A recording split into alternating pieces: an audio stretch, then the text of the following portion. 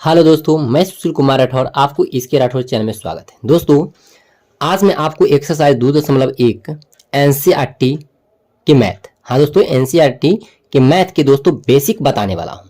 तो आप दोस्तों इस वीडियो में शुरू से अंत तक बने रहें। और हाँ, एक बात और कहना चाहता हूं आपसे कि अगर आप मेरे वीडियो यानी कि इससे पहले की जितने भी वीडियो हैं अगर आप नहीं देखे हैं तो उसे आप मेरे चैनल के प्लेलिस्ट में जाएं और वहां आपको मिल जाएगा। वहां पर लिखा है दोस्तों क्लास 9th का, ठीक है, जो है आपका वहां पर बना हुआ है बॉक्स, और उसमें आप जाइए और वहां से आप देख सकते हैं, सारे वीडियो आपको मिल जाएगा। ठीक है, तो चलिए हम लोग देखते हैं। यहाँ पर दोस्तों पहला है हमारा क्या, एक पदी बहुपद। एक पदी बहुपद किसे कहते हैं, यानी दोस्तों लिखना है हमें आपको, यानी कि आपको लिखना है क्या, वैसे बहुपद जिसका पद एक हो उसे एक पदी बहुपद कहते हैं। जैसे में दोस्तों आपको समझना है यहाँ पर क्या, x 2x square, x square, और दोस्तों यहां पर ये नहीं, यहां पर कॉमा होना चाहिए, ठीक है, यहां पर 5x इत्यादि है।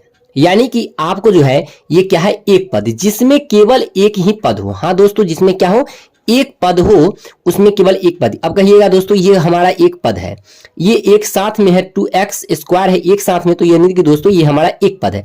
दो पद हम आगे की ओर पढ़ेंगे तो हम आपको समझाएंगे। यहाँ पर देखिए लिखा गया है दो पदी बहुपद, उसके में भी मैं आपको अच्छी तरह से समझाने वाले हैं। तो पहले आपको समझना क्या है, एक पदी।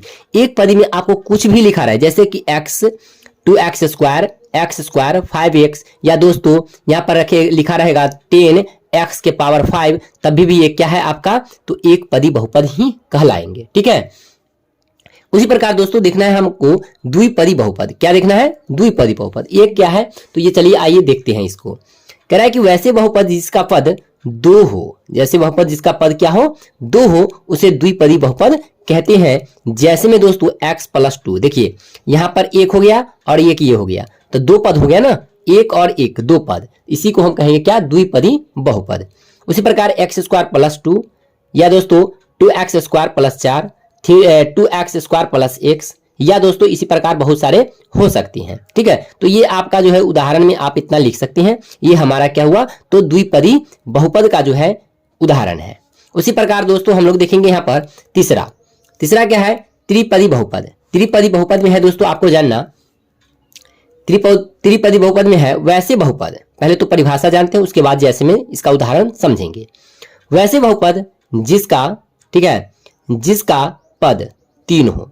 ठीक है, कह रहा है कि वैसे बहुपद जिसका पद तीन हो उसे दोस्तों त्रिपदी बहुपद कहते हैं। उसे क्या कहते हैं, त्रिपदी बहुपद कहते हैं।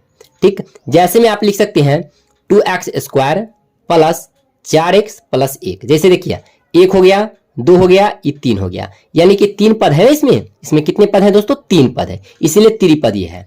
उसी प्रकार दोस्तों x³ + 2x स्क्वायर + 2x, ठीक है, ये आपका तीन पद है तो त्रिपदी।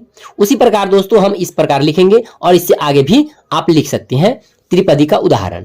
तो ये हो गया आपका यानी कि जिस बहुपद में तीन पद हो, जिस बहुपद में क्या हो, तीन पद हो, उसे ही हम क्या कहेंगे, त्रिबहुपद, यानी कि त्रिपदी बहुपद कहेंगे।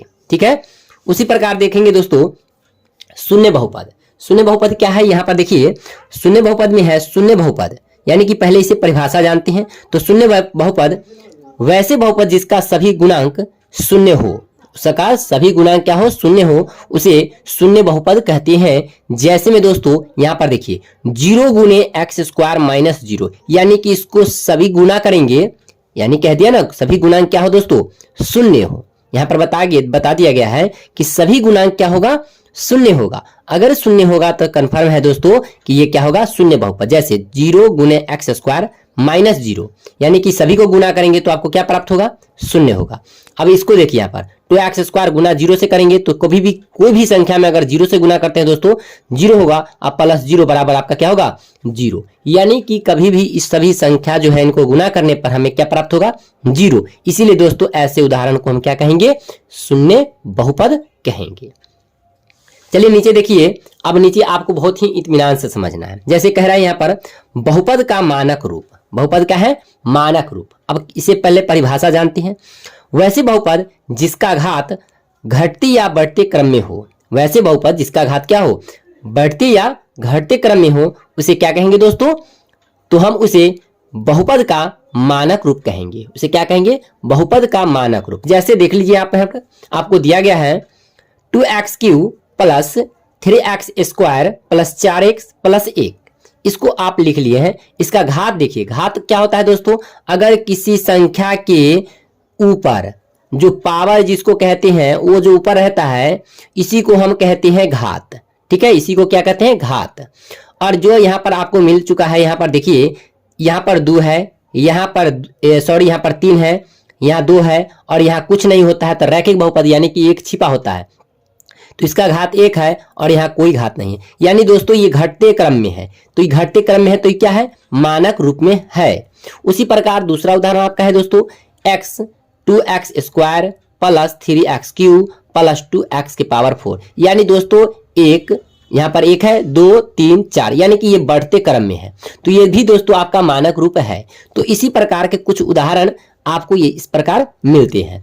तो दोस्तों आपको जब अभ्यास बताया जाएगा तो उसमें भी आपको मानक रूप पहचानने के लिए आता है। तो आप अगर इस परिभाषा को याद कर लेते हैं तो आपको बहुत ही आसान हो जाएगा मानक रूप निकालने में। तो दोस्तों ये वीडियो आपको कैसी लगी? अगर अच्छी लगी हो या दोस्तों आप मेरे चैनल पे नए हैं तो मेरे चैनल को सब्सक्राइब करें, वीडियो को लाइक करें और अपने दोस्तों में शेयर करिए। फिर मिलते हैं नेक्स्ट वीडियो में। थैंक्स।